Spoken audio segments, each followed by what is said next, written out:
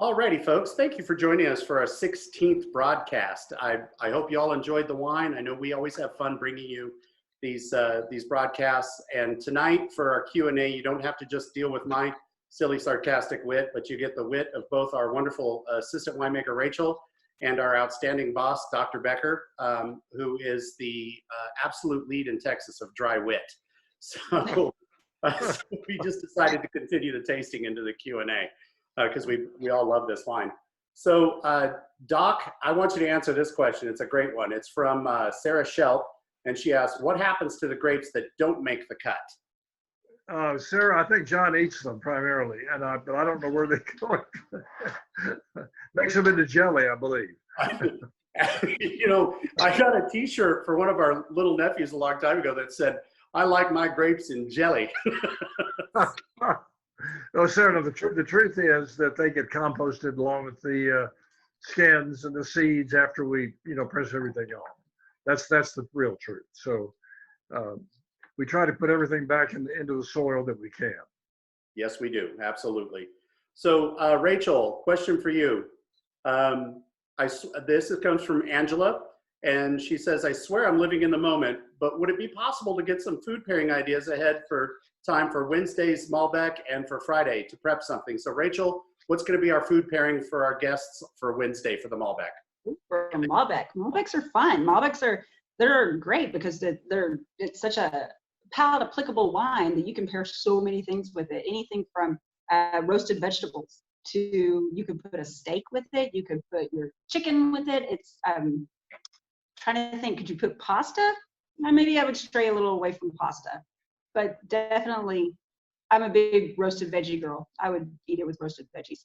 Well, we have several vegan fans, and I'm sorry when I'm not always remembering to give vegan options. We do eat several vegan meals here at home, and so with the Malbec, let's think vegan, because I'm really thinking with the Malbec something like a toned down Kingston curry, rice, black beans, some aromatics. Yeah, I think so too. John, the other side of that coin is that I think we were the first to maybe plant Malbec, make Malbec, and the idea came, from Bunny. And Bunny said, the Argies have this wonderful history of great beef and great red wine.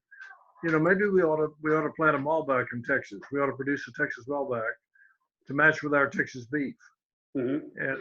And so that's where that, as far as I know, there may have been some other Malbecs. So I think we were among the first to really begin to bottle it. There's no arguing that Malbec and beef go together, especially, the Argentinian way of the slow smoke on that beef and how tender it is. Yeah. The caballeros down there really do a feed up correctly, I'll tell you. So, all righty. Next question. Let me see. Let's lob this to you, Doc. When you blend the wine, do you blend a sampling of the barrel and another, or do you have a blend of the entire barrel and let it sit? Same question when it comes to using French oak versus regular oak barrels, meaning how do you let it sit in stainless? I will jump in here, but in your mind, when we're doing a blend, what do we do during that blend? I think both ways. We've used both, but I think primarily we like to let all the components get as fully developed as we can in their own world, their own barrel, and we keep every grape from every origin in Texas separate. So after 2 years in oak, we may have Cabernet Sauvignon from 5 or 6 or 7 vineyards, including ours. We may have Malbec from the same number. We have Viognier from 4 or 5. But I think it's good to work it that way. Now the other side has been making Raven and now Ranger Haze, in which we have gone a year with each component separate, made what we think is going to be the final blend, and then put that blend back into barrel for another year or longer.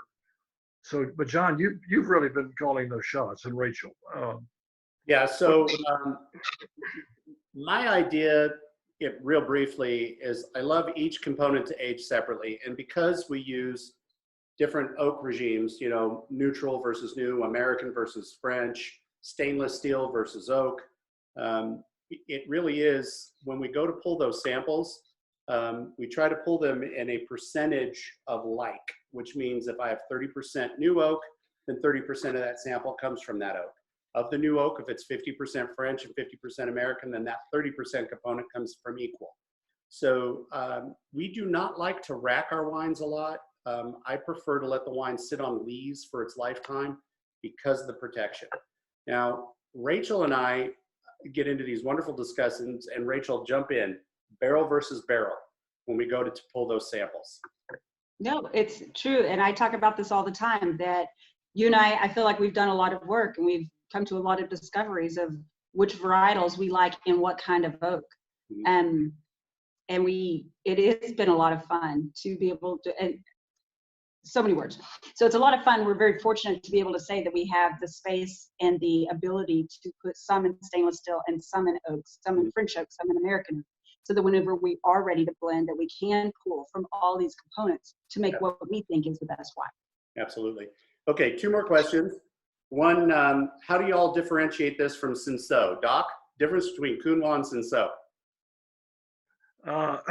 Tasting and smelling. I mean, it's a different grape, different characteristics, but a lot in common. I think a lot of delicate fruit notes, strawberry notes. I think the Counoise is a more delicate expression, but Cinsault and Carignan are not far away.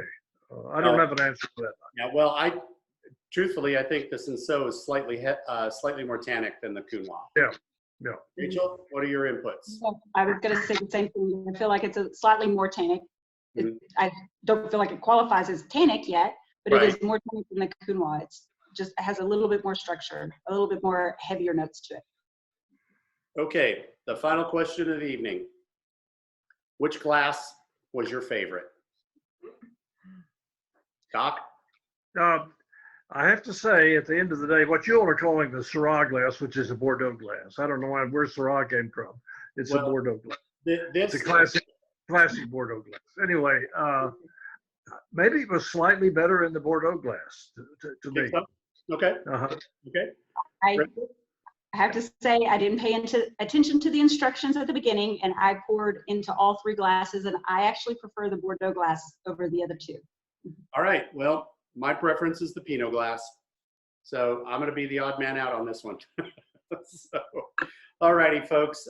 Thank you for joining us again. I hope this Q&A session helped you get a little bit more enjoyment out of the glass of wine that you had. But remember, at the end of the day, the best way to enjoy a glass of wine is with the people that you love, doing the things that you like in the home that is yours.